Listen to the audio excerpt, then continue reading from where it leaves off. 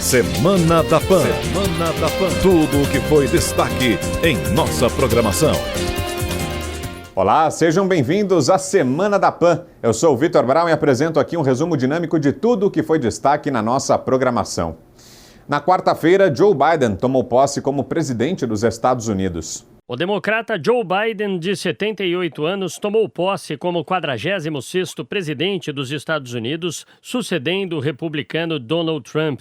Após prestar juramento em frente ao Capitólio, fez um discurso emblemático e com tom apaziguador. Ele pediu união à nação para derrotar o extremismo e restaurar a alma americana. O chefe da Casa Branca disse, abre aspas, temos que nos unir para enfrentar nossos inimigos, raiva, ódio, extremismo, violência, doença, desemprego e desesperança. Com união, podemos fazer grandes coisas, coisas importantes. Eu sei que falar de unidade pode soar para alguns como uma fantasia tola nos dias de hoje. Sei que as forças que nos dividem são profundas e reais, e também sei que não são novas. As semanas recentes e os meses recentes nos ensinaram uma lição dolorosa.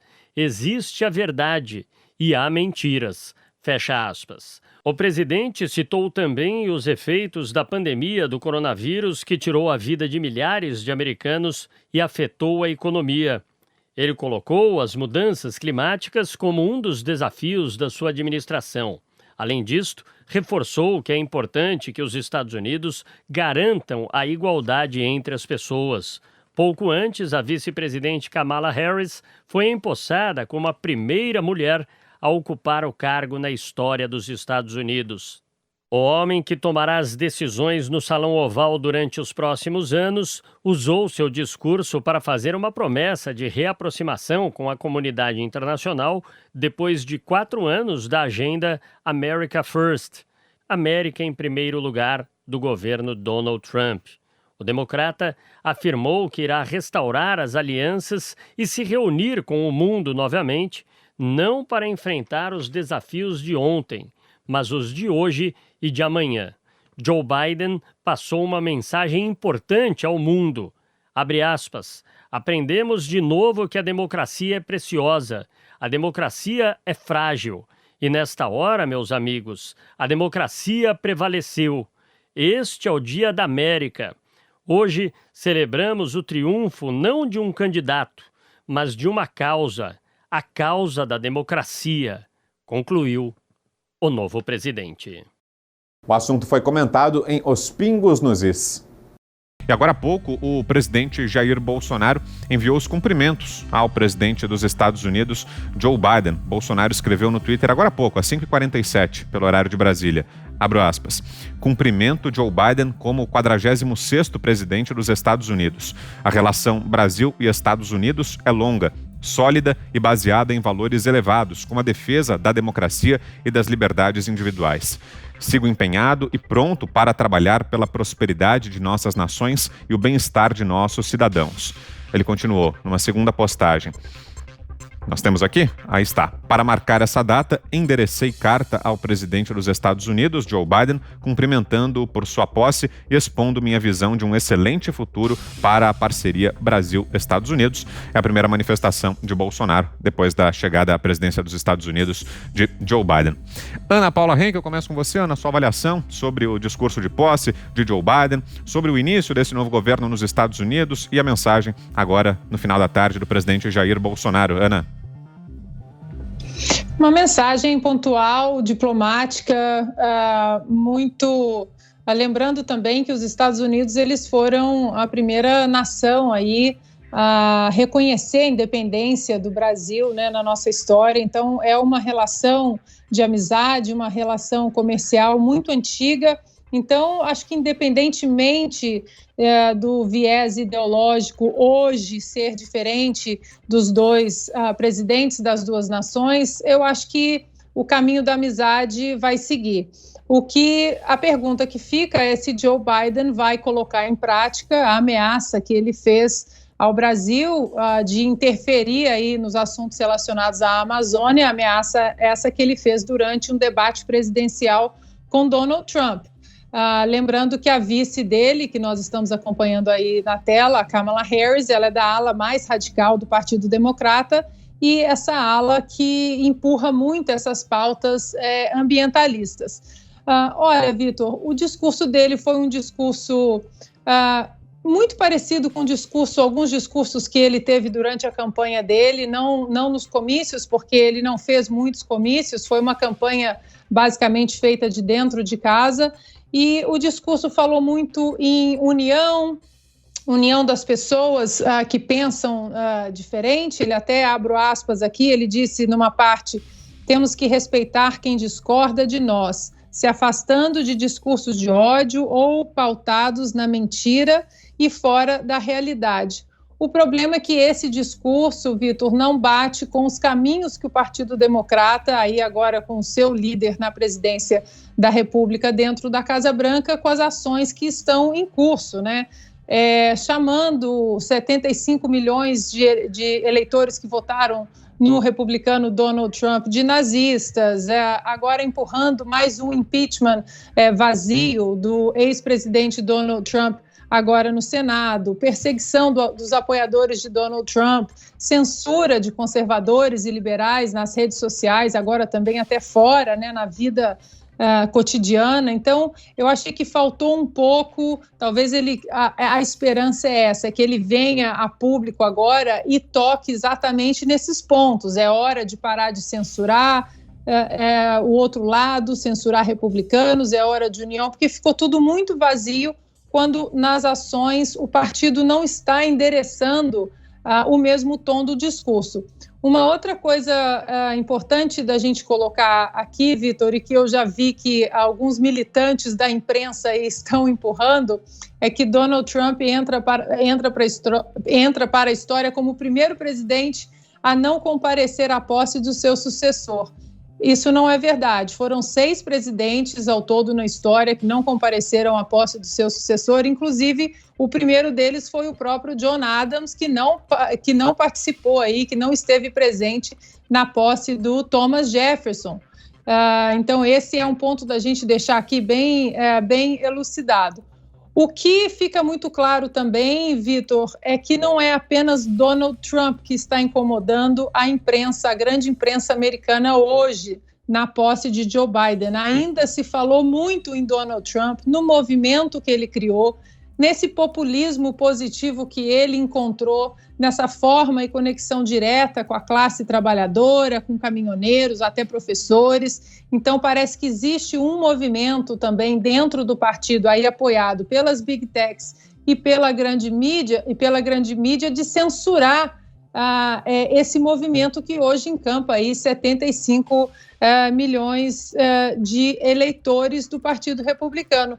Então, agora é acompanhar as políticas públicas. Aqui estaremos de olho, principalmente nas políticas públicas, já que a plataforma da chapa aí do presidente Joe Biden e da vice Kamala Harris são políticas preocupantes, Vitor.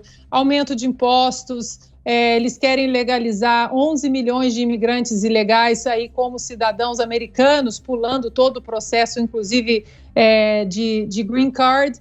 Eles falam em aumentar o número de juízes na Suprema Corte, eles falam em transformar Washington em estado, e aí, obviamente, é um centro muito forte do Partido Democrata, seriam mais delegados no colégio eleitoral para o Partido Democrata.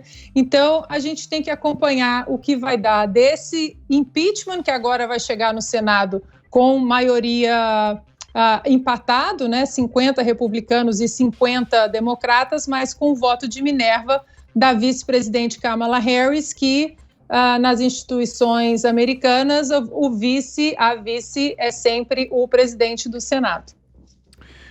José Maria Trindade, diga Zé. Pois é um momento importante, né? E não é estranho que o mundo inteiro esteja de olho no que está acontecendo neste momento, aí, nesta troca de guardas nos Estados Unidos. Sabendo disso, o novo presidente norte-americano mandou aquela mensagem aí geral para aliados e não aliados, né, de que os Estados Unidos estarão muito vigilantes e aliados à liberdade, à abertura, né, prometendo assim uma tentativa de reatar laços. Foi um discurso que eu considero previsível, racional e político, com sotaque bem ali da vida de toda a política de Joe Biden, que é no Congresso Nacional. Então, deu mensagens ali muito claras. Eu falo da obviedade que é assim que deve se portar um presidente eleito, fazendo um discurso de tentativa de pacificação, de união.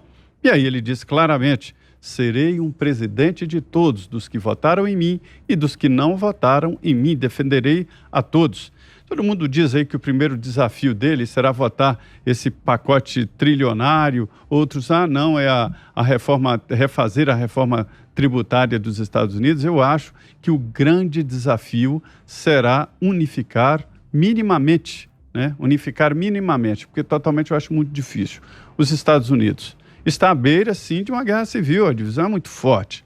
Eu recebo notícias dos Estados Unidos de que a situação chegou a um ponto assim perigoso, de defensores de um lado e de outro, chegando à possibilidade, inclusive, de pegarem armas. Lembrando que os Estados Unidos sempre foram assim. É um país de migrantes, então é muito difícil dizer quem é e quem não é imigrante nos Estados Unidos. É um país formado assim, está na raiz. Então eu achei um discurso importante e acho que Trump deixa um recado importantíssimo ao mundo, chamou a atenção para posições de alguns países aí que têm que ser mesmo combatidas, não exatamente com guerras. Dizem que o Donald Trump fala que não abriu nenhuma guerra. Eu acho que ele entrou em guerra contra a China. Uma guerra moderna, não guerra de armas, mas uma guerra moderna por tecnologia, por dados e por informação. Então, eu acho uma troca de guardas importante, mas acho que a configuração da política norte-americana não dá tanta importância assim ao presidente. Acho que um presidente de grandes conglomerados, como Apple e como outros aí, teriam até mais importância, todo mundo ficaria muito assustado aí numa sucessão num desses conglomerados do que exatamente nos Estados Unidos. Este poder dividido aí entre estados, municípios, condados, né, e enfim, a Constituição pequena, deixa o presidente dos Estados Unidos numa importância muito menor do que se atribui a ele. Mas é um símbolo e é importante e, como a Ana disse aí, vamos prestar atenção e ver o que é a campanha, um discurso de campanha e o que é o discurso de poder, de gestão. São dois discursos que necessariamente têm que ser diferentes. Então, ele fez tudo direitinho, né? Chamou ali para a paz e para a integridade do país e este será, repito, o grande desafio dele, tentar unificar minimamente ali os Estados Unidos. Não vai conseguir de todo, mas pelo menos em parte. Você, Fiuza? Exato, é um discurso correto. No entanto, infelizmente, é demagógico, porque a prática do grupo político, né, ao qual pertence o Joe Biden, agora o novo presidente dos Estados Unidos da América, é uma prática de 4 anos de prática antidemocrática, de jogo sujo, né? Passaram 4 anos tentando derrubar o presidente eleito, a verdade é essa. Aí com a participação imunda também de parte da imprensa, inventando situações, conluio com a Rússia, armação com a Ucrânia, e com quem o Trump tinha namorado, e etc, etc. E isso tudo ensejando aí pedidos de impeachment. O Congresso foi usado, né, especialmente a Câmara, durante 4 anos para tentar derrubar um presidente legitimamente eleito. E no processo eleitoral, o comportamento do Partido Democrata, do grupo político do Joe Biden, foi mais sujo ainda, naquela linha de usar a pandemia para acusar o presidente de assassino, né, sem base nenhuma. Nunca se viu um tipo de alegação tão leviana numa corrida eleitoral norte-americana, né? jogaram muito sujo, jogaram muito pesado, a vice-presidente estimulando, ao mesmo tempo em que defendiam o lockdown irracional, estimulavam aqueles grupos que iam para as ruas supostamente defender questão racial, mas iam para quebrar tudo e para fazer política contra o governo, que era o que a gente estava vendo, ou seja, defenderam violência, defenderam trancamento, defenderam falta de liberdade, atacaram a democracia, fizeram o diabo. E a eleição foi uma eleição completamente suspeita, cheia de indícios de fraudes que não chegaram a ser avaliadas pela justiça, por isso o presidente Trump não compareceu, e agora começa o governo Biden. Quer dizer, as credenciais são as piores possíveis. Mas é claro que a gente é um país fundamental, é claro que a gente deve esperar que algo, né, emerja no sentido de espírito público, mas é difícil, as diretrizes são muito adoentadas, né? Todo esse populismo fiscal, vão entrar em aumento de impostos, né? Quer dizer, você tem realmente um país que teve 4 anos de prosperidade, de melhoria de emprego e renda, principalmente para as camadas mais baixas, redução de impostos. Colocou, de fato, como estava dizendo o Zé e como disse a Ana, a questão com a China, né, num trilho mais responsável do que aquele que vinha sendo preparado pelas gestões anteriores ao Trump, que era facilitar o trabalho da China no seu capitalismo pirata, clandestino, não averiguável, né? Então é isso. Assim, a gente tem sempre expectativas de que isso se reverta, mas é aquele negócio, né? O script está todo muito apontado para um lado de pouca esperança de uma gestão positiva. Augusto. Bom, o presidente Biden fez, como ressaltaram os meus queridos companheiros, fez um discurso previsível. Ele não tem carisma, né? Não é um líder carismático. Ele vai fazer um governo parecido com o do Gerald Ford, uma figura que não dá para se esperar muita coisa, mas os Estados Unidos, eles também são prisioneiros aí do chamado Destino Manifesto. É a única superpotência militar do planeta, a única. A China ainda está longe disso. Mesmo quanto à economia, os americanos são muito superiores, muito superiores. Os americanos, se eles apertarem alguns botões aí na política econômica, eles arrasam o resto do mundo se quiserem, o que a China faria, ou talvez sonhe fazer pelos movimentos chineses, do governo chinês, nos últimos anos, nos últimos tempos. Então, por esse destino, os Estados Unidos estão condenados a interferir em problemas de outros países. Eu gosto disso. Os Estados Unidos são estigmatizados por conflitos recentes, pelo erro que foi a guerra do Vietnã e tal, mas os Estados Unidos, no século passado, salvaram 2 vezes a democracia, salvaram o mundo. Né? A história americana é uma história muito bonita. Muito bonita. Esse pessoal aí que fica falando do grande Satã, Tio Sam, isso aí são umas bestas quadradas. Aí.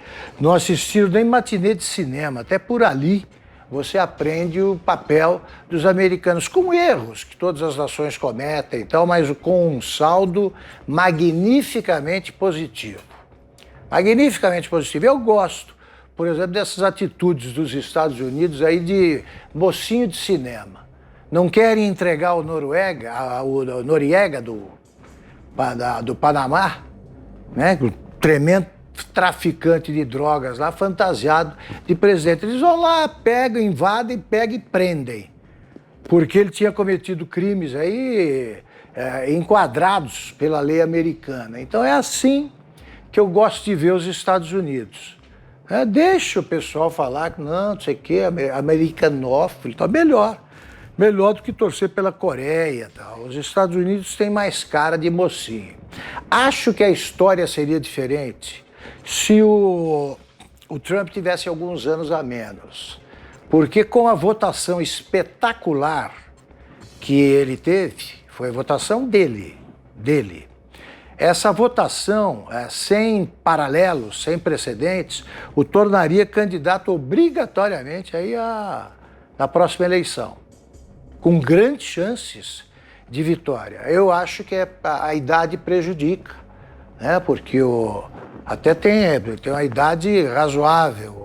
Nosso Biden aí... 78. 78. O Trump terá... 74, se eu não estou enganado. Então terá em 80... Chegaria a 78 também. Pois é, então ainda... Eu pensei que fosse mais. Ele pode ser candidato. O que é um caso sem precedentes. Né? Um presidente que se transforma num líder parecido com o de outros países, tem uma votação própria. Pessoal, é um caso... que eu não conheço nenhum outro parecido. Então existe mesmo, chamado trumpismo, mas não acredito que os Estados Unidos se aproximem de qualquer coisa parecida com guerra civil. Tensões nós vamos viver nos Estados Unidos. Tensão eles viverão, como já viveram muitas. Mas eles já viveram também a guerra civil mais sangrenta da história, né? Foi uma guerra para ninguém botar defeito. E eles aprendem com a história. Com a história. Eu acho que tudo somado, os Estados Unidos vão manter parcerias históricas, e incluída a parceria com a parceria com o Brasil, e acho que eles estão condenados, repito, a segurar o apetite insaciável da China e a arrogância da China. Os Estados Unidos saberão conter a arrogância dos chineses. Ainda durante a semana, o ministro da Saúde, Eduardo Pazuello, negou ter recomendado o tratamento precoce contra a Covid-19. A declaração gerou polêmica e foi discutida no programa Morning Show. Vamos girar o assunto porque a nossa audiência gosta disso, é de cadência nesse programa, pra gente não ficar muito tempo no mesmo assunto. Vini, vamos lá. E ontem o ministro da Saúde, Eduardo Pazuello, mudou o tom sobre o tratamento precoce contra o coronavírus, né? O que foi que ele disse? Mais uma mudança de discurso, mais uma mudança de tom. O Pazuello, que inclusive quando ele assumiu o Ministério da Saúde, houve essa primeira orientação oficial sobre o tal tratamento precoce, que teria a ver ali com o uso de medicamentos como a hidroxicloroquina, ivermectina, enfim, agora ele fala que não, que na verdade ele nunca falou em tratamento precoce. O que ele dizia era sobre atendimento precoce. Vamos ver. O senhor falou em atendimento precoce e não citou mais a cloroquina. O governo vai seguir... Eu não falei isso, senhora. Não, o senhor falou... Eu não falei isso, senhora. Eu não usei esse termo nenhuma vez. Não. A senhora não ouviu eu falar nada disso. Atendimento precoce. Mas a senhora não ouviu falar nenhum remédio. Não. Então por que você está dizendo que eu falei? Não, eu estou lhe perguntando se o Ministério... eu não estou ouvindo. Desculpa, eu não estou te ouvindo. A questão é, o senhor falou em atendimento precoce. Em outras coletivas, o senhor falava em cloroquina e não citou a cloroquina. O governo federal... Senhora, a senhora nunca me viu receitar ou dizer, colocar para as pessoas tomarem este ou aquele remédio. Nunca. Não aceito a sua posição. Tá, então a palavra do Pazuello, ficou incomodado ali com a pergunta da repórter, né? Porque ele fala então sobre esse atendimento precoce, não sobre tratamento precoce. A repórter questiona ele então, mas quando o senhor falava em cloroquina, em outros medicamentos, ele fala que nunca falou sobre isso. Só que aí a internet, né, não perdoa e chamaram o VAR. Né? Chamaram o VAR para saber se o Pazuello em algum momento falou sobre tratamento precoce. E aí pegaram uma live em que ele participou com o presidente Jair Bolsonaro, onde o ministro da Saúde fala sobre tratamento precoce e o presidente, inclusive, recomenda ali alguns medicamentos. Vamos ver. Pazuello, o tratamento precoce, a sua observação tocante a isso. O que você acha que tem a falar sobre isso aqui? É fundamental. Não existe outra saída senão nós diagnosticarmos pelo médico o mais rápido possível e iniciar o tratamento precoce o mais rápido possível. É isso que salva vidas, é isso que evita que as pessoas piorem e tenham que ir para uma UTI e ser entubados. A cloroquina, hidroxicloroquina, anita, ivermectina, existe há décadas. Quando o pessoal está com verme, é comum, né, receitar. E aí, hein? comum, né? Bastante comum. Mas e aí, hein, Paulo? Tratamento ou atendimento precoce? Ele mandou consultar o médico e tem um atendimento. Vou perguntar... Eu vou perguntar para os nossos dois cientistas aqui. Joel Pinheiro da Fonseca, é atendimento ou tratamento? Polêmica, terrível. E será que muda se o ministro estiver ao lado do presidente, o seu chefe, o presidente estiver vendendo uma caixinha de cloroquina? Será que isso conta como um ministro apoiando aquilo ou não? O ministro Pazuello estava radicalmente contra ele oferecer cloroquina ali, mas estava sentado do lado apenas. Gente, preciosismos à parte. É óbvio que o governo federal, que o presidente da República, que o Ministério da Saúde tem empurrado goela abaixo da população esse tal tratamento precoce que envolve um monte de remédios. Cloroquina, ivermectina, azitromicina, não sei quais outros aí. Nenhum deles está minimamente comprovado. Eu até vou dizer, eu acompanho e acho importante a gente distinguir o que é a questão política e o que é a questão científica. Se um deles tiver eficácia, ótimo, a gente quer remédios com eficácia. Lá no início do ano passado, tinha sim algumas evidências promissoras para o uso da cloroquina. Estudos subsequentes que foram feitos foram enfraquecendo muito essas evidências e hoje em dia parece que a cloroquina de fato não tem efeito nenhum. Mais ou menos. Mas talvez ainda tenha alguma chance para ivermectina, que daí também tem alguns resultados preliminares. Pode ser. O que eu colhi outro dia é que a cidade de Itajaí, em Santa Catarina, que adotou o tratamento precoce como assim, pegou, porque tem muita cidade que está muito a favor aí dos planos do governo federal, né? Pegaram o tratamento precoce como a sua grande medida contra o coronavírus. Ela tem, das grandes cidades de Santa Catarina, a maior taxa de letalidade. Então não tem uma relação de causa e efeito comprovada, Joel. Estão desenvolvendo soros. Em Belém parece que houve uma melhoria.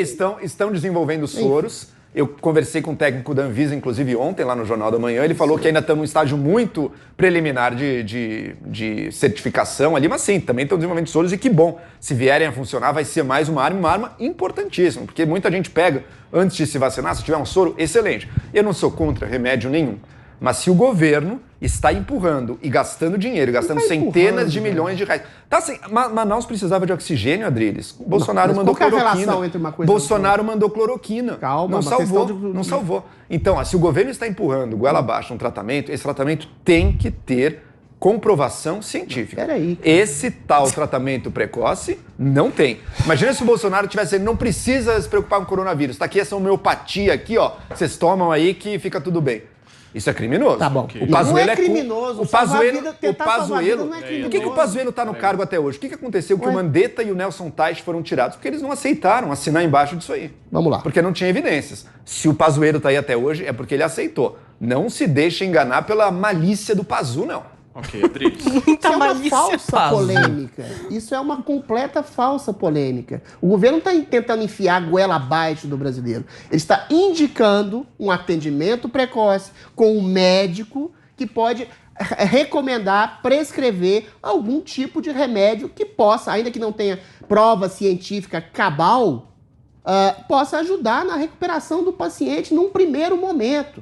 São vários remédios, azitromicina, ivermectina, anita, cloroquina, que se não tem exatamente uma eficiência comprovada, cabal, elas podem eventualmente ajudar, inclusive ajudar em outras doenças adjacentes que são provocadas pela própria Covid, como a pneumonia. A deputada Janaína Pascoal falou aqui mesmo, nesse programa, se não me engano, que foi tratada com antibióticos, com anticoagulantes, com o devido tratamento profilático dado por um médico que, de alguma forma, ajudou os efeitos colaterais, Joel. Agora, você querer criminalizar a possibilidade de um tratamento precoce que, eventualmente, pode ajudar na melhoria da doença, dizer que isso é criminoso. Criminoso é você taxar como criminoso qualquer tipo de percepção de ajuda de um devido posto médico, de um devido médico que pode acertar e melhorar os efeitos colaterais da própria Covid. Eu não entendo essa polêmica. Ninguém está querendo criminalizar nada, até a vacina, que tem um ano, que foi aprovada em um ano, todas as vacinas, tem efeitos colaterais. Na Noruega, tem dezenas de idosos que estão suspeitos de terem morrido. Aí os caras falam assim, os caras são velhos, os caras tinham comorbidades. Ora, a Covid também afeta, sobretudo, velhos com comorbidades.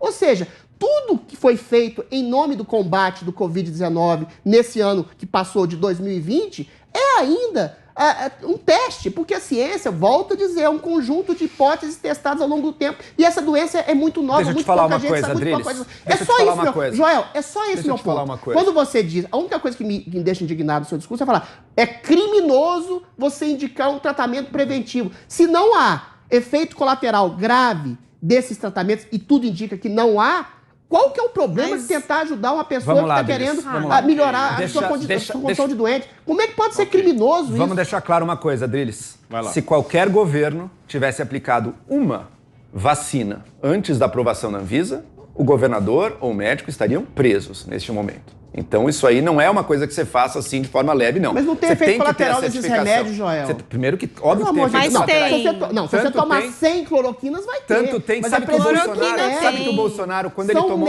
Adriles, calma, Adriles. Quando o Bolsonaro... Calma, Adriles, posso falar? Quando o Bolsonaro tomou a cloroquina, ele fez 2 exames cardíacos depois, justamente para acompanhar os possíveis efeitos colaterais. Então, o próprio Bolsonaro sabe que tem e fez exames para controlar os seus efeitos colaterais. Outra, ninguém quer proibir esses remédios. Se um médico achar que tem que receitar... Não, Adriles, se um médico achar que tem que receitar, ele tem total liberdade para isso. Mas é essa a questão, assim como Joel. outros remédios. O que a gente está falando aqui, Adriles... Calma, Adriles, posso terminar? O que a gente está falando aqui é quando um remédio se torna protocolo universal, levado adiante, promovido pelo Ministério da Saúde como cura. E pelo governo federal. Ele está enviando, ele produziu, distribuiu. Mas é recomendação. Virou... E hoje existe um estoque muito grande de cloroquina, né? Porque o Trump apostou na cloroquina, viu que provavelmente não funciona, mandou as doses para o Brasil. A gente está com estoque aí que a gente está tendo que gastar 250 milhões de reais para distribuir isso. Isso é um crime de responsabilidade. Não, Paulinho, não é um crime de responsabilidade. Peraí, só um minuto, Adriles, você já falou. Você recomendar um tratamento não é crime de responsabilidade. Adriles, só um minuto. Okay. Agora é a Paulinha. Não, eu acho que tem efeito colateral, Adriles. Você fala que não tem, mas a gente sabe que tem. A cloroquina tem que ter acompanhamento médico. Mas é isso, Paulo. Eu sei, mas é o que o João está tentando explicar. Não, eu tentei explicar isso para vocês. Um médico em atendimento te recomendar é uma coisa. As pesquisas dizem que não. Como pode ser uma política do governo? Como pode ser? Como pode ser prioridade distribuir um remédio que não tem comprovação científica de ajudar? Eu digo o seguinte. Peraí, Joel. Homeopatia. Peraí, Joel. O ministro da Saúde, juntamente com o presidente da República, reiteram: procure um médico, procure um posto de saúde e tome esses remédios que podem ser aferidos e prescritos por um médico. Vocês estão deturpando toda a questão. Eles não estão distribuindo de maneira pela goela abaixo. Eles estão dando a oportunidade, a recomendação de, através de um auxílio de um médico, da prescrição de um médico, tomar algo com doses absolutamente que não geram efeitos colaterais graves, que a pessoa tem o direito de te tratar da doença da maneira como ela quiser, Joel, com a prescrição de um médico. Não tem nada de goela abaixo. Sabe o que nos mostra que a gente está com a razão? Nelson Teich e Mandetta se recusaram a assinar embaixo desse protocolo universal. Foram demitidos. É recomendação. Pazuello topou. Pazuello se curvou. Ele se mostrou um ministro subserviente aos desejos do presidente da República. Isso naquela época, o Bolsonaro ainda oferecia cloroquina para EMA. Hein? Ele achava realmente que ele tinha a cura milagrosa em mãos. Depois se revelou que não era nada daquilo. Agora, eles estão com medo. Por isso que mudou o discurso. Por isso que antes era cloroquina. Agora, para você tirar a palavra cloroquina da boca do ministro ou do presidente, é uma luta. Porque eles sabem muito bem que eles falaram que não deviam e estão tentando agora se condenar. Não. Tratamento precoce. Você não sabe o que tem, né? Pode ser que o tratamento seja ir no médico. Recomendado por fazer exercício. Você não sabe o que é. Agora, essa recomendação de buscar um médico logo aos primeiros sintomas... Já era uma recomendação da época do Mandetta, né? Sim. Já era, sim. Não era não. Ele falou pra ficar em casa. Não era não. O Mandetta mandou ficar em casa aos primeiros sintomas. Isso piorou. Os primeiros sintomas o Mandetta pedia para as pessoas ficarem em casa? Eu acho que ele falava para procurar o médico, não falou, ser internado e buscar a internação. Não falou não. Aos primeiros sintomas você não faça nada. Só se tiver algum tipo de evolução da doença, você procura um médico. Exato. Não era mesmo para ir para o hospital, mas era para fazer videomedicina, né? Para falar virtualmente para você não espalhar o vírus. Paulinho, você tá de brincadeira. Você tá de brincadeira com o sujeito que mora lá numa tapera na periferia. Eu não tô falando, eu tô falando da recomendação, do que é possível. Mas é ridículo, eu tô falando que ridículo é ele, A busca do hospital era quando tivesse falta de ar. Isso aí. Essa era a primeira recomendação. E vocês estão fazendo uma fake news. Os primeiros sintomas, a Paulinha não. Os primeiros sintomas, o Mandetta mandou ficar em casa. Mas a gente está perguntando aqui, porque isso... Não, estou respondendo. Mudaram as recomendações. Porque essa recomendação Essa foi criminosa. Não, mas essa recomendação acho que pode ser um diferencial mesmo. O paciente procurando o médico nos primeiros sintomas, ele pode ter uma chance muito maior de se recuperar. Mas não porque ele vai tomar cloroquina. Não por causa do uso de cloroquina. Não é por causa da cloroquina, é porque ele vai poder fazer uma chapa do pulmão. Ele vai poder entender o quanto comprometido ele está. Ele vai poder fazer os seus exames de sangue e entender o que ele precisa fazer. Não, mas só para deixar bem claro, o Mandetta não recomendou isso. Acho que você está errado, Adriles. Acho que você está errado. Vamos chamar o Mandetta pro mudar o assunto. Já falamos disso, Adriles. Depois a gente checa. Na terça-feira, o Procurador-Geral da República, Augusto Aras, informou por meio de nota que não tem a obrigação de julgar eventuais crimes de responsabilidade apontados contra o governo do presidente Jair Bolsonaro quanto à atuação no combate ao coronavírus no Brasil. A manifestação de Aras ocorre em meio à pressão de alguns partidos pelo impeachment de Bolsonaro. Na nota, o Procurador-Geral da República diz que qualquer processo que surgir contra pessoas que fazem parte dos poderes da República devem ser julgadas pelo Poder Legislativo. Aras afirmou também que Bolsonaro pode usar um artigo da Constituição que tem como finalidade decretar estado de defesa, que tem como objetivo manter a estabilidade institucional. O tema foi analisado no programa 3 em 1. Diogo Schelp, você começa essa. O governo Fernando Henrique Cardoso tinha o procurador-geral Geraldo Brindeiro, que era famoso por engavetar processos contra políticos. Ele ganhou até o apelido de engavetador-geral da República. Já o procurador-geral Augusto Aras, ele parece estar fazendo jus ao título de bajulador-geral da República. No ano passado, por exemplo, o Aras, ele atuou para enfraquecer a Lava Jato e tentou centralizar as investigações. Quase tudo que ele faz é do agrado do presidente Jair Bolsonaro. E essa nota do Aras agora é de outro presente para o presidente Jair Bolsonaro, né? O presidente Jair Bolsonaro que está sob pressão de pedidos de impeachment e sob pressão da péssima atuação do seu governo na contenção da pandemia. Nessa segunda onda da pandemia de coronavírus, expôs essas falhas do governo. Então, o que faz o Aras numa situação como essa? Primeiro, ele tira o corpo fora em relação a possíveis investigações a respeito da atuação do presidente. Ainda que caiba à Procuradoria-Geral da República, como manifestaram aí os ministros do STF, o papel de fiscalizar a aplicação da lei pelo presidente e pelos ministros. Se houver denúncia de crime, aí sim, né, contra o presidente, aí sim vai para o STF e é preciso da aprovação da Câmara, né? A nota de Aras também joga do nada, sem nenhuma provocação prévia, a possibilidade da decretação do estado de defesa no país, né? O estado de defesa que daria ao presidente o poder de cercear liberdades dos cidadãos e que é absolutamente desnecessária no contexto atual. Não é por falta de um estado de defesa que o governo não está cumprindo o seu papel. Então, entre os poderes que eles teriam estaria o de restrição a direitos de reunião, ao sigilo de correspondência e ao sigilo telefônico. Então, para quem defende liberdades dos cidadãos, conceder ou permitir ou sequer sugerir, como fez o Aras, a decretação do estado de defesa é algo bastante temerário. Tudo isso um dia depois que o presidente fez aquela fala sobre Forças Armadas e ditadura, em que ele disse que, a depender das Forças Armadas, um país tem democracia ou ditadura. Então, que foi também uma fala que também soou como uma ameaça. Então, tudo isso é muito estranho e muito preocupante. Vai lá, Constant. Bom, eu entendo os pontos levantados pelo Diogo, né, mas eu vejo como mais preocupante ainda movimentações um tanto golpistas do lado de lá, né, daqueles que não engoliram até hoje o resultado das urnas e querem, desde o primeiro dia, boicotar ou derrubar o presidente Bolsonaro. né? E isso inclui, inclusive, ministros do Supremo. Então, tem um desses ministros que teria dito que fez o discurso e previu, né, uma situação de ameaça à democracia ainda do deputado Bolsonaro. Alguns outros ministros já o compararam a Hitler, ao nazismo, né?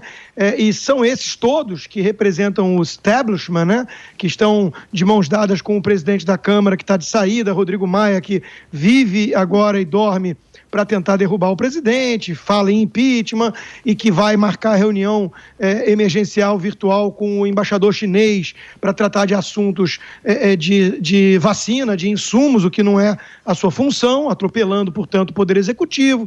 Imagina se fosse o contrário, né? O ex-secretário Salim Matar chegou a chamar isso de democracia de jabuticaba, né? Então, nós temos visto essas forças aí, né, tentando de alguma maneira se unir, inclusive com o PT, né, com quem está unido ao PT em nome da democracia, você já sabe que não pode ser levado a sério, né? É para salvar a democracia, ou como disse o candidato do Rodrigo Maia ao comando da Câmara, Baleia Rossi, né, para lutar por uma democracia forte e vibrante. Com quem? Com Gleisi Hoffmann, né, com a turma do Foro de São Paulo que elogia Nicolás Maduro. Então, a coisa não se sustenta em pé por um minuto de observação e mostra o seguinte, mostra que há, sim, algum esforço aí de concertação, né, para inviabilizar o governo Bolsonaro, não deixá-lo governar. O ativismo escandaloso do Supremo Tribunal Federal vai nessa linha, né, e para, em último caso, derrubá-lo. Então, eu acho que é só nesse contexto que nós podemos avaliar as falas de um e de outro, né? O Procurador-Geral da República, de fato, tem a obrigação, se perceber algum tipo de indício de crime, tudo, de abrir denúncia, investigação. Mas não é disso que se trata, a gente sabe disso, né? A turma que está em polvorosa tentou, com a ajuda de apresentador global, que quer ser candidato de governador, e essa trupe toda, tentou imputar ao presidente da República crime de responsabilidade pelo que aconteceu em Manaus. Quer dizer, é narrativa atrás de narrativa, sem qualquer compromisso com os fatos, com a realidade, né? Nós temos uma campanha que eu não tenho nenhum problema em qualificar como golpista em curso.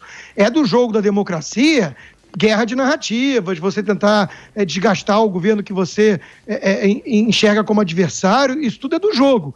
O que essa turma está fazendo vai alguns decibéis acima de parte do jogo democrático, né? Até porque concentram muito poder, não é só uma questão de narrativa, nós temos casos de prisão arbitrária de jornalista, né? Então, essa preocupação toda do Diogo, eu acho que faz algum sentido, né? Estado de sítio é uma coisa muito drástica, muito radical, mas hoje o que nós estamos vendo é o contrário.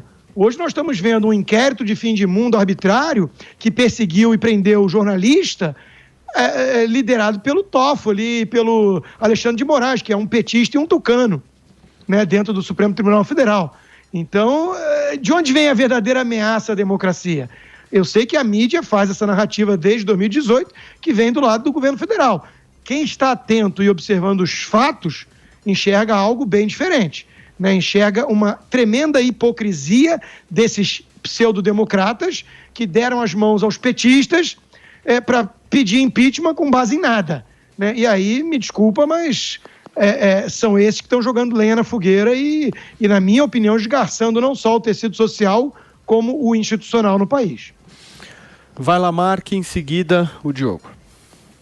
É importante falar que essa nota do Aras é ruim, é péssima, mal escrita, contraditória. Ele chega a falar ali, em um primeiro momento, de isso cabe ao legislativo, como de fato cabe, né? Quem decide o afastamento ou não de um presidente é o poder legislativo, meio que tirando das costas dele algum problema nesse sentido, mas depois faz sugestões políticas, como a decretação de um possível estado de defesa, o que passa também pelo Congresso. Não cabe ao Procurador-Geral da República, isso é bem claro, a Constituição delimita ali a função dele, não cabe a Augusto Aras, nem a qualquer outro Procurador-Geral da República, dar conselhos políticos a qualquer membro do Poder Executivo, né? Nem desse governo, nem de qualquer outro.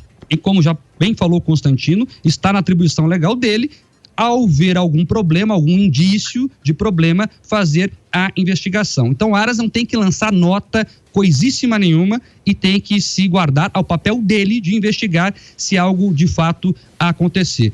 A mesma preocupação que eu tenho com a nota do Aras, eu tenho, por exemplo, com essas declarações dos ministros do Supremo Tribunal Federal, que pior do que o Aras, porque o Aras ainda fez uma nota oficial lá, colocou o timbre da instituição em cima e falou de uma forma mais oficial. Pior é ministro do Supremo Tribunal Federal que fica dando entrevista para a imprensa dizendo que está preocupado com o futuro político do Brasil. O que o senhor Marco Aurélio fez lá no blog da Andréa Sadi, já citado aqui pelo Constantino, é preocupante também.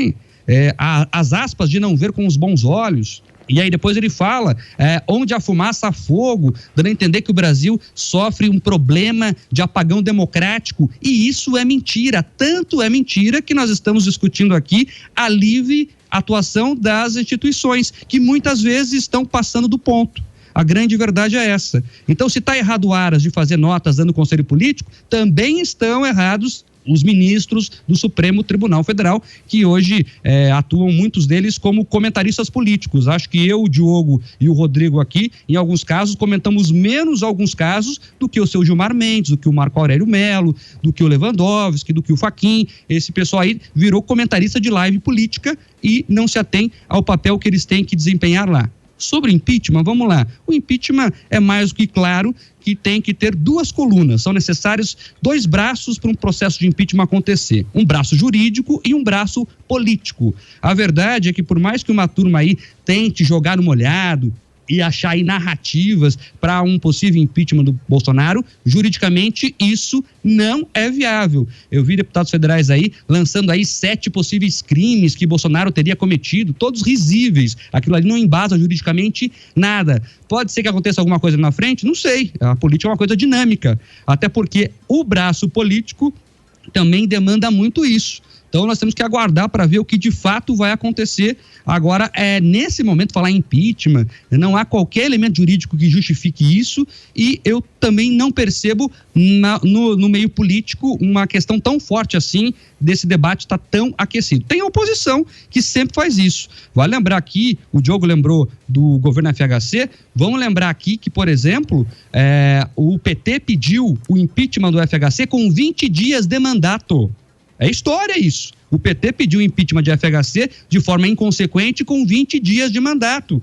Vamos lembrar aqui também que em 2016 o PT chegou a sondar as Forças Armadas para decretar, 2016, perdão, para decretar estado de calamidade durante o processo de impeachment.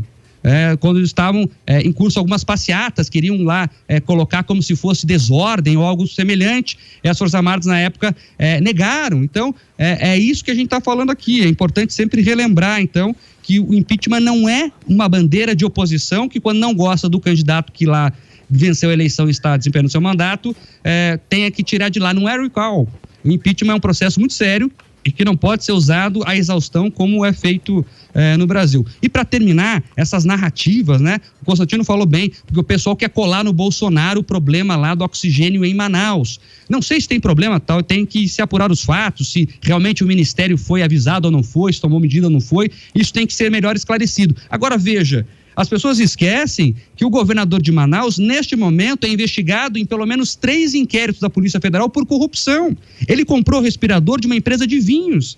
Talvez o problema maior em Manaus esteja na corrupção, mas eu não vejo a imprensa dar grande alarde a isso. Há um governador investigado em 3 inquéritos diferentes, pelo menos em 3 inquéritos, sobre corrupção.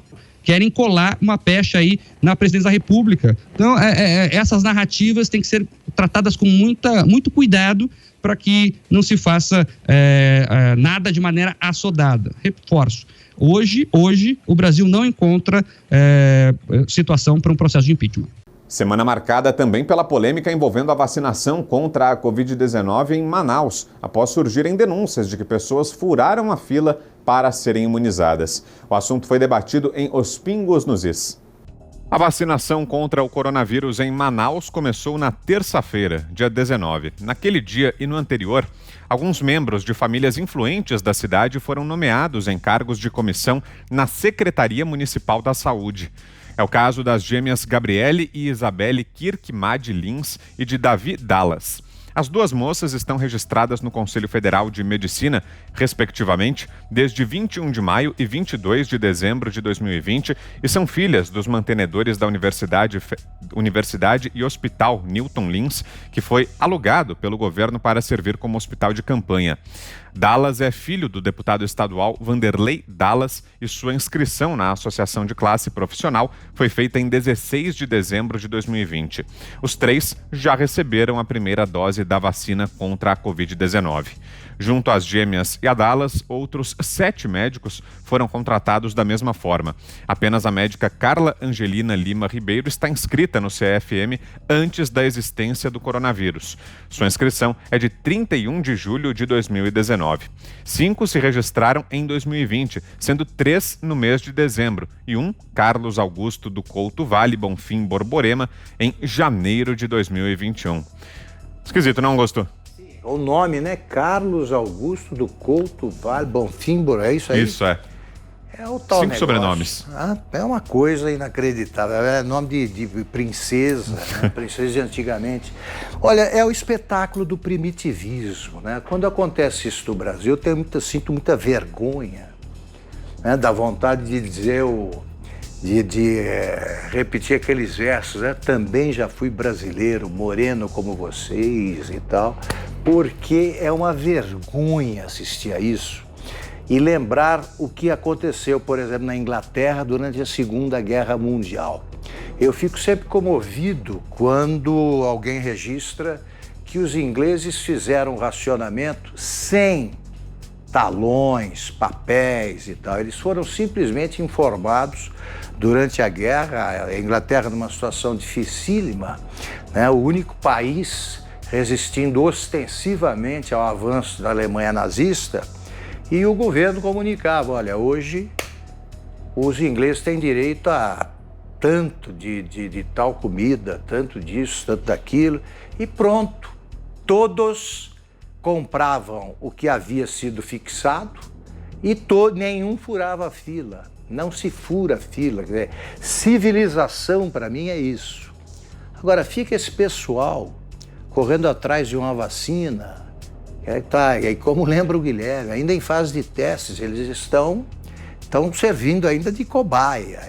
Só que na cabeça deles, eles estão levando vantagem sobre a maioria imensa de pobres, né, que se a vacina funcionar como se espera, eles têm prioridade. Pobres e pessoal da área da saúde que tem de pegar o metrô para ir trabalhar, tá? Não gosto de pieguice, não sou piegas, eu estou registrando a realidade. Os caras vão num transporte público lotado e tal, e aparecem jovens de 24 anos, por aí ganhando um cargo e se vacinando. Por quê? Porque pertence à elite manauara, né? Do Amazonas ou de outros lugares e tal. Então isso, para mim, só mostra o primitivismo que o Brasil um dia há de superar. Diga, Zé. O que há é um vício no Brasil e uma doença no sentido de que cargos públicos e até mandatos são extensões da própria pessoa e extensões do patrimônio. Então, os deputados, senadores, prefeitos, governadores, secretários e assim por diante, entendem que aquele gabinete é parte dele, parte do patrimônio. Não é. Um ocupante de um cargo público, ele está ali para exercer o poder em nome do povo e seguindo regras. Ao cidadão comum, diz a Constituição, ele só será obrigado a fazer algo em virtude da lei. Traduzindo, só se a lei obrigar é que você será obrigado a fazer alguma coisa. Já o servidor público, a situação se inverte. Ele só pode fazer se a lei mandar. E esta impessoalidade, ela é citada na Constituição. Primeiro no artigo 5º, quando fala de que todos são iguais perante a lei. Veja bem, todos são iguais perante a lei. Mas na organização dos estados, Distrito Federal e municípios, no artigo 37, fica de forma explícita que a Constituição quer um tratamento igual para todos na gestão pública. Diz esse artigo 37, para se ter uma ideia. A administração pública, direta, indireta ou fundacional, para ter uma ideia, de qualquer dos poderes da União, dos estados, do Distrito Federal e do município, obedecerá aos princípios da legalidade, impessoalidade, moralidade, publicidade. E isso é que diz o artigo 37 da Constituição. Quer dizer, 2 vezes dizendo, olha, todos são iguais. Olha, o gestor, ele tem que agir de forma impessoal. E a gente vê aí esse vício, né? E de uma maneira muito explícita num momento de crise assim. Eu diria o seguinte, há regras não escritas no mundo inteiro, né? E uma das regras é de que o comandante de um navio, ele só deixa o navio, o capitão, ele é o último a deixar o navio, só deixa depois que todos os passageiros e tripulantes abandonam o navio quando ele está afundando. Ele é o último, porque ele tem que comandar a retirada. Então seria igual para prefeitos, governadores, eles seriam os últimos a serem vacinados, porque eles estão ali no comando exatamente para salvar a população. E a gente não vê esse espírito, isso me assusta. Eu vejo isso todos os dias de como as pessoas tratam cargos públicos e mandatos também. Fiuza.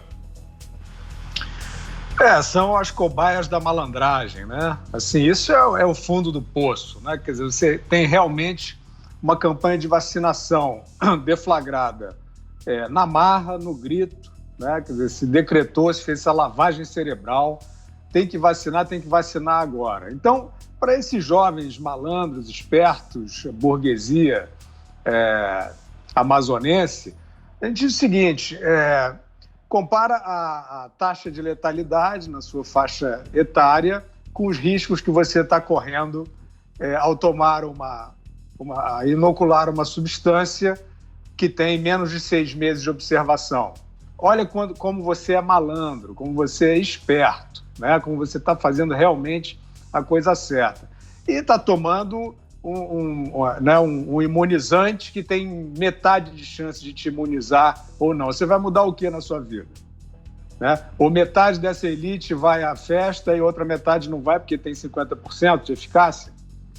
Está tudo errado, isso é uma caricatura de um enfrentamento equivocado, histérico, né? Você precisa, numa pandemia, numa crise sanitária desse tamanho, você precisa de rigor, você precisa de ação urgente, mas histeria você não precisa. E é o que mais se tem, é histeria e, evidentemente, que quando você vê os proponentes dessa política sanitária, né, os principais, fazendo papel de garoto propaganda, né, tratando questão de saúde de maneira teatral, é claro que você já propicia um ambiente de outras ações histriônicas e tudo que não tenha a ver com o cuidado com as pessoas, com a saúde das pessoas, com a vida das pessoas. Vamos observar, são as cobaias da malandragem, né? Tem anos aí de observação para ver se foi uma boa ou não essa fila furada aí. Ana. Olha, Vitor, se tem uma coisa positiva, né, que a gente pode tirar de uma pandemia tão grave, né, que trouxe tantas mortes, infelizmente, de um período muito... Vai ficar marcado aí, né, nos livros de história o ano de 2020, 2021 também, a gente não sabe até quando, mas se há algo positivo que a gente pode tirar disso tudo, acho que é a quantidade de máscaras que foram tiradas, né, arrancadas. As pessoas aí, governantes com projetos de tiranos, governadores, prefeitos, as pessoas vendo a corrupção, o povo, ajuda ao povo sendo usado aí como mais um tentáculo dentro de esquemas corruptos, projetos de tiranetes dracônicos. Então, isso tudo aí está sendo, eu tenho certeza, Vitor, que está sendo muito bem observado por todas as pessoas. Quem é que está dando a mão a quem no cenário político lá em Brasília? Quem é que antigamente aí condenava esquema corruptos, pegava o microfone, votava aí bradando o impeachment das pessoas e agora está de mãos dadas exatamente com essas pessoas por causa de projetos de poder. Isso tudo aí, Vitor, não tem nada que esconda, está tudo muito aparente, está tudo muito óbvio para as pessoas. Quem é que está se aproveitando de face shields, de vacina, de insumos, de pesquisas, quem é que está usando o nome da ciência em vão. Tá tudo aí, Vitor. Como o Fiuza muito, muito bem coloca, o Clube da Ética está nu.